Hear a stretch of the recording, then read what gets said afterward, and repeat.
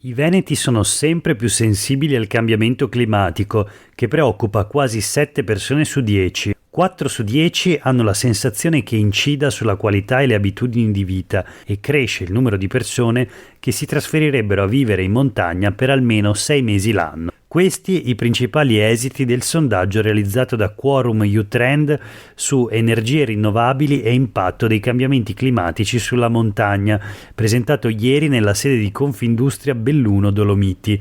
Si tratta della seconda edizione, la prima era stata fatta nel 2021. In questa occasione sono state intervistate 1200 persone. Le risposte testimoniano quanto stia crescendo la consapevolezza che il cambiamento climatico è una realtà. Lo dimostrano anche i dati di ARPAV, ha evidenziato l'assessore regionale all'ambiente Giampaolo Bottaccin. Negli ultimi 30 anni la temperatura media in Veneto è cresciuta di 1,5 gradi, negli ultimi 10 di 0,57 gradi Celsius. Ciò comporta l'aumento dei fenomeni meteo estremi e l'intensificarsi di precipitazioni brevi ma molto intense, che la regione cerca di fronteggiare almeno con il vasto piano di opere dai bacini di laminazione a quelle per la difesa del suolo che sta portando avanti. Questo è Sveglia Veneto, il primo podcast dedicato all'informazione vista da nord-est. Io sono Jack Calcetto.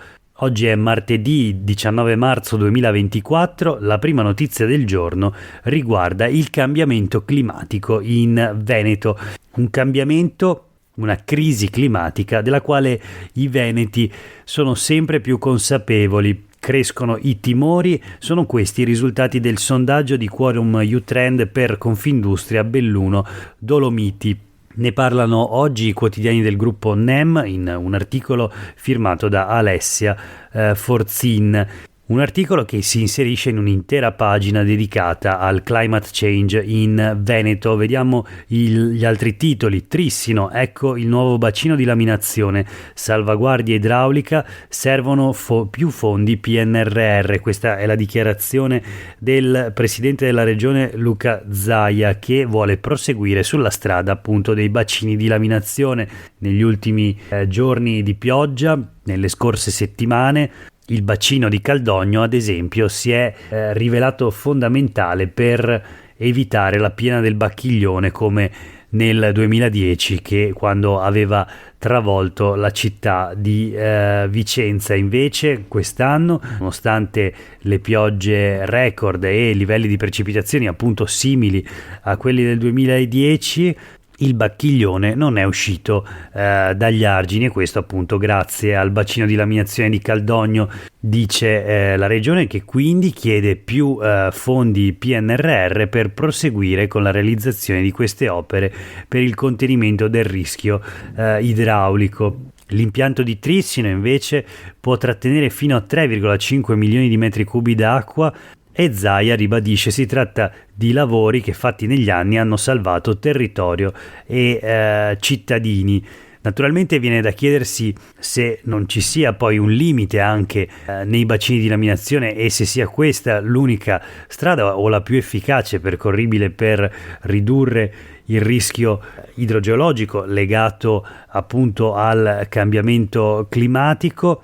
Forse invece di interventi spot servirebbe una strategia più complessiva, e del resto è proprio l'Unione Europea a spiegare come ai bacini di laminazione vadano preferite delle opere che ripristinino il percorso dei fiumi, lasciano liberi i fiumi sostanzialmente di scorrere e soprattutto vadano a ripristinare le aree, le zone umide. I quotidiani del gruppo NEM poi in questa pagina dedicata al cambiamento climatico, abbiamo visto appunto anche il titolo dell'articolo di Filippo Tosato, c'è un terzo articolo firmato da Riccardo Sandre che riguarda invece l'aspetto economico della faccenda, l'aspetto economico positivo, perché naturalmente come in tutte le crisi, anche nella crisi climatica c'è chi realizza un profitto. E allora la stagione estiva si sta allungando, è vero che salgono i costi, ma l'impatto sul turismo con più giornate utili, secondo Mario Pozza di Unioncamere, la cosiddetta destagionalizzazione è una sfida, quindi il cambiamento climatico come opportunità oltre che come elemento di rischio per il futuro economico di un intero settore. Gli imprenditori del turismo in Veneto guardano al futuro con concretezza e sebbene il 75% di loro ritenga che il surriscaldamento globale sia una voce di costo aggiuntiva in termini di gestione della propria azienda, 2 su 5 hanno registrato una crescita delle giornate utili della stagione estiva a causa anche di un settembre e di un ottobre davvero miti. E allora completiamo questa parte di rassegna stampa, questa prima parte dedicata appunto al cambiamento climatico in Veneto con la notizia che troviamo anche sul Gazzettino di oggi legata al bacino di laminazione di Trissino che abbiamo già appunto citato. E allora vediamo il titolo sul Gazzettino: il bacino anti-alluvioni diventa oasi naturalistica, via alle casse di laminazione fra Trissino e Arzignano, 3,5 milioni di metri cubi, sugli argini 8,8 chilometri ciclopedonali. E appunto anche qui la dichiarazione del presidente della regione Luca Zaia che dice serve un altro miliardo per 10 opere. Vediamo i numeri di quest'opera del bacino di Trissino: 45 milioni di euro spesi per le 3 casse che compongono il doppio bacino vicentino, 300 milioni di metri cubi al secondo che potrà raggiungere l'Agno, il fiume appunto che scende dall'omonima valle. Il sindaco di Trissino dichiara anni di problemi e duro lavoro, ma adesso provo emozione e soddisfazione. Ma questa un po' la giornata di inaugurazione appunto del nuovo bacino Trissino. Ma noi voltiamo pagina e proseguiamo la rassegna stampa di oggi con una notizia che riguarda la battaglia per i diritti delle famiglie arcobaleno. Allora torniamo sulle pagine dei quotidiani del gruppo NEM e leggiamo il titolo: Fine vita e mamme gay, richiamo della consulta, il Parlamento legiferi. Esortazione del presidente Barbera, appunto della Corte Costituzionale: rammarico per il mancato intervento, se rimane questa inerzia la Corte Costituzionale non potrà non intervenire. Vediamo cosa ha detto il presidente della Corte Costituzionale: il legislatore sta rinunciando a una prerogativa che adesso compete, così si obbliga questa Corte a procedere con una propria e autonoma soluzione. Parla anche di azione inevitabile in forza dell'imperativo di osservare la Costituzione. Queste le dichiarazioni, insomma, del presidente della Corte Costituzionale, che appunto ha esortato il Parlamento ad approvare delle leggi sia sulle mamme arcobaleno ma anche sul fine vita. E allora vediamo anzitutto i commenti. I quotidiani del gruppo NEM scelgono intervistare 2 persone: il sindaco di Padova Sergio Giordani, lo fa il giornalista Enrico Ferro, e poi il tesoriere dell'associazione Coscioni Marco Cappato, intervistato invece da Laura Berlinghieri. Vediamo soltanto i titoli di queste 2 interviste. Giordani: parole che ci confortano, noi sindaci impegnati al di là delle ideologie. Le parole naturalmente sono quelle del presidente della consulta.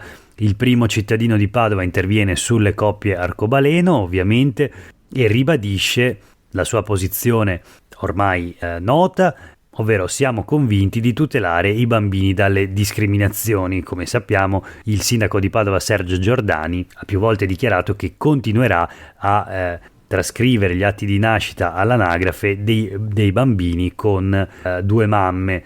Questo l'ha sempre ribadito anche quando la Procura di Padova, dopo una circolare del Ministero dell'Interno, ha deciso di impugnare questi atti, chiedendo la cancellazione dagli atti di nascita dei bambini della madre cosiddetta non biologica. Il Comune di Padova ha scelto di tirare dritto e appunto invece continuare con la registrazione degli atti di nascita e quindi continuare a riconoscere entrambe le madri dei bambini delle famiglie appunto arcobaleno. Questo quindi per quanto riguarda i diritti delle coppie LGBTQ e soprattutto dei loro figli. Per quanto riguarda invece il fine vita, appunto come dicevamo c'è l'intervista di Laura Berlinghieri a Marco Cappato, tesoriere dell'associazione Luca Coscioni, che dice: la politica continua a starne fuori, ma l'opinione pubblica è già molto più avanti.